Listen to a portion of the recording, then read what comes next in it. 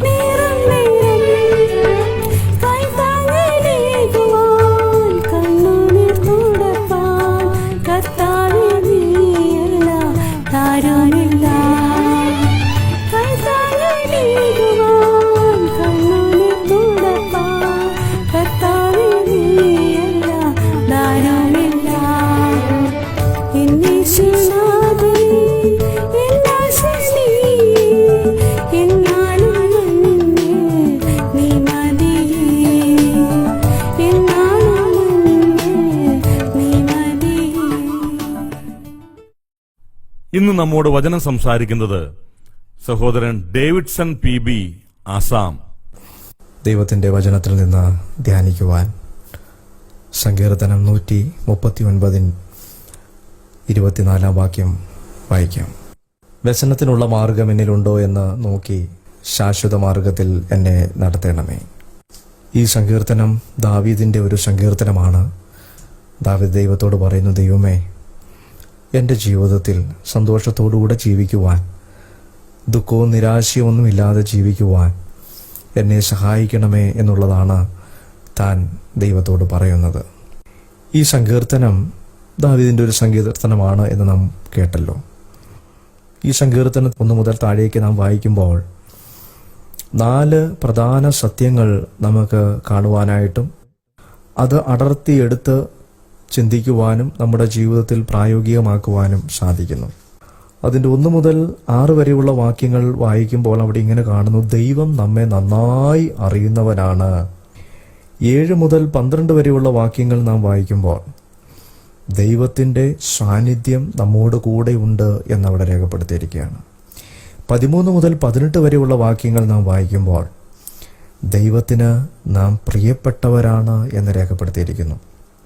19 മുതൽ 24 വരെയുള്ള വാക്യങ്ങളിൽ നാം കാണുന്നത് നമുക്ക് വേണ്ടി പ്രവർത്തിക്കുന്ന ഒരു ദൈവത്തെയാണ്. 1 മുതൽ 6 വരെയുള്ള വാക്യങ്ങൾ ദൈവം നമ്മെ നന്നായി അറിയുന്നവനാണ് എന്ന് നാം കേട്ടുവല്ലോ. അവിടെ 1-ാം വാക്യം ഇങ്ങനെയാണ് ആരംഭിക്കുന്നത്, യഹോവേ, നീ എന്നെ ശോധന ചെയ്ത് അറിഞ്ഞിരിക്കുന്നു. ഇംഗ്ലീഷിൽ ഗോഡ് യു സെർച്ച്ഡ് മീ എന്നാണ്. എന്ന് പറഞ്ഞാൽ നമ്മുടെ വീട്ടിൽ എന്തെങ്കിലും വസ്തു കാണാതെ പോയി കഴിഞ്ഞാൽ നാം ആ ഭവനം മുഴുവനും തിരയുവാനായിട്ടിടയാവും. അതേ അർത്ഥമാണ് ഇവിടെ കൊടുത്തിട്ടുള്ളത്. ദൈവം നമ്മെ നന്നായിട്ട് തിരഞ്ഞ് നമ്മുടെ ജീവിതങ്ങളെ നന്നായിട്ട് അറിയുന്നവനാണ്. 2, 3, 4 വാക്യങ്ങൾ നമ്മൾ വായിക്കുമ്പോൾ നമ്മുടെ പ്രവൃത്തി അറിയുന്നവനായ ദൈവം, നമ്മുടെ ചിന്തകൾ അറിയുന്നവനായ ദൈവം, നമ്മുടെ വാക്കുകൾ നന്നായി അറിയുന്നവനായ ദൈവം.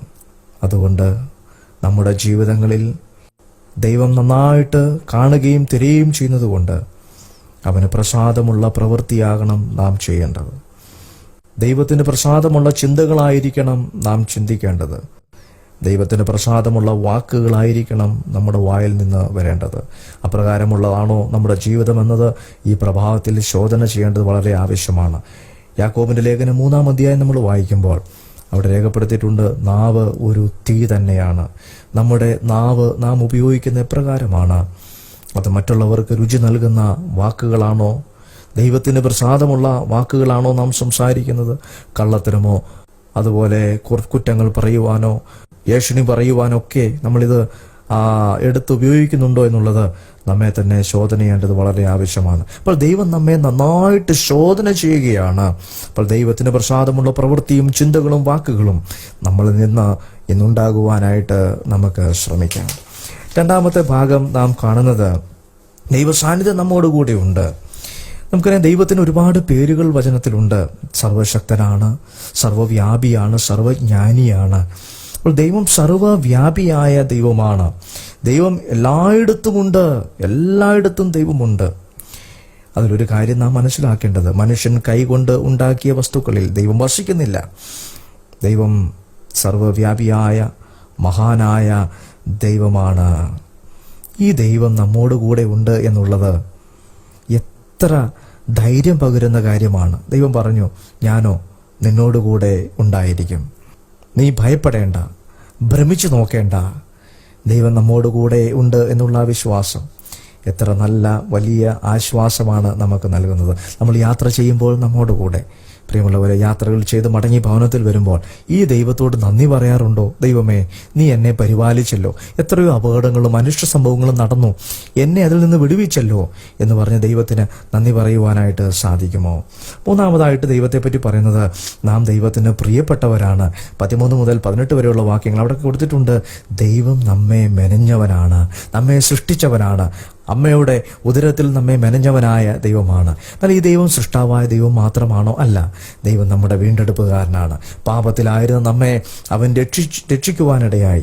ഈ ദൈവം വീണ്ടെടുപ്പുകാരൻ മാത്രമല്ല, അവൻ നമ്മുടെ പരിപാലകനുമാണ് എന്നുള്ളത് നമുക്ക് ഓർക്കുവാനായിട്ട് സാധിക്കും.